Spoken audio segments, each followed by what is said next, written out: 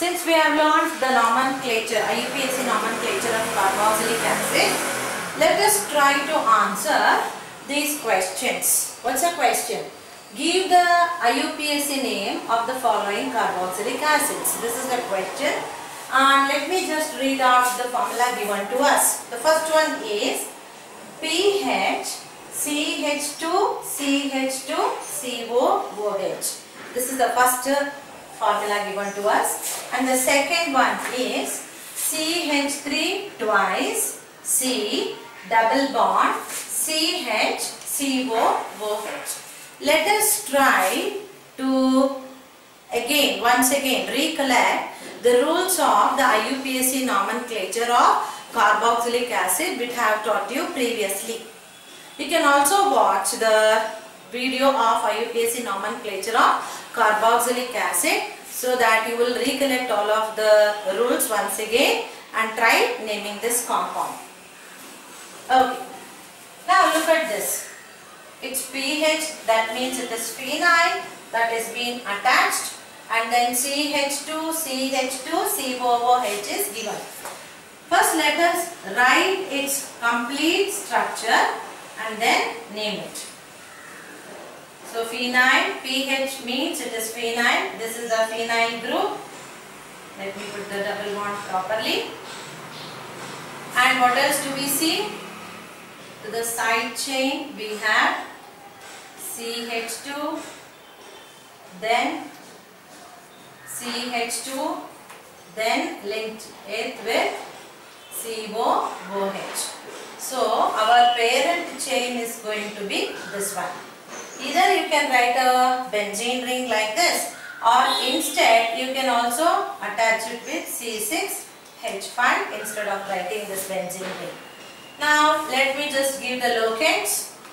This has to be done from my right to left only because the top prioritized compound is there, that is COOH. So 1, 2, 3.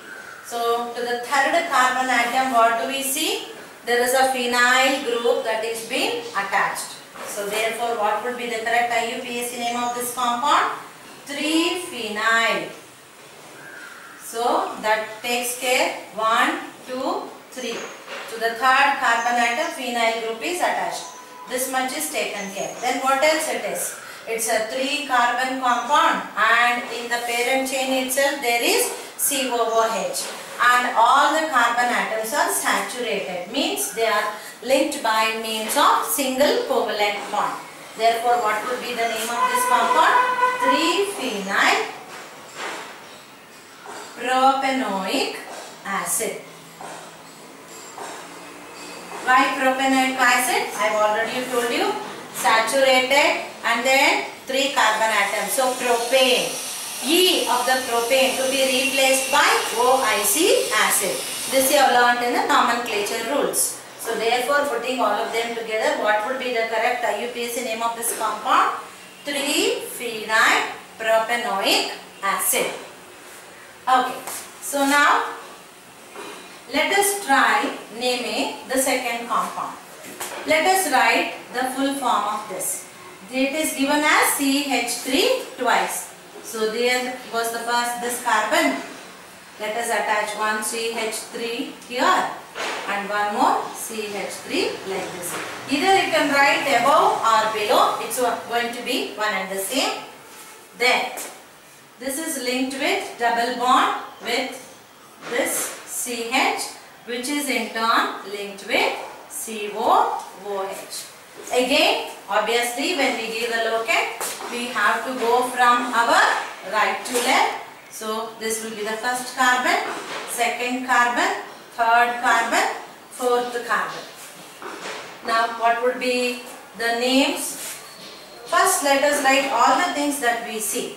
We see for the third carbon atom there is a methyl group attached. And what else? Between the second and the third carbon atom there is a presence of double covalent bond between the carbon atoms, and in the parent chain we see the presence of the carboxylic acid. So all these features has to be included when we name this particular compound. So let me write it 3-methyl. That should be written fast now. 3-methyl. And then what do we see? Between second and the third carbon atom there is a double bond. So lowest one to be considered. So 2. What is this 2? And how many carbon atom compound is this? It is a 4 carbon. Because this we have already named as 3-methyl. So this is already taken care. The remaining things are only this. So therefore what should we be writing the name as? Butane. 2. Butane. It is a butene. It's a 2-butene. The E of butene to be replaced by OIC acid. So 2-butane and then E to be replaced by OIC acid. So what would be the IUPAC name of this particular structure given to us? It's going to be 3-methyl 2-butanoic acid. Or else you can also write this as 3-methyl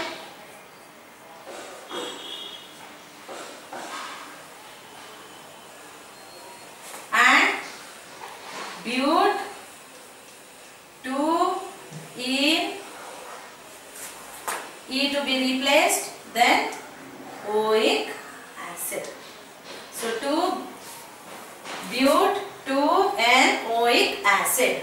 Or else you can also write this as 3-methyl 2-butanoic acid or else 3-methyl-but-2-enoic acid. This oic acid is 1. So whether you write the locant 1 or if you do not write the locant 1, it is understood as the first carbon atom. We will continue to discuss two more structures of the aromatic type to name them according to IUPAC nomenclature in my next video. First you look at the questions. Try out whether you can do the nomenclature on yourself without doing a mistake. In case if you are not getting it, watch the full video to understand. Then again try out with some other structures. You only write the structures and then you try to name them and then check whether you have followed all the rules of nomenclature. Practicing like this will help you to understand the concept better, plus it will also make the concept very easy for you.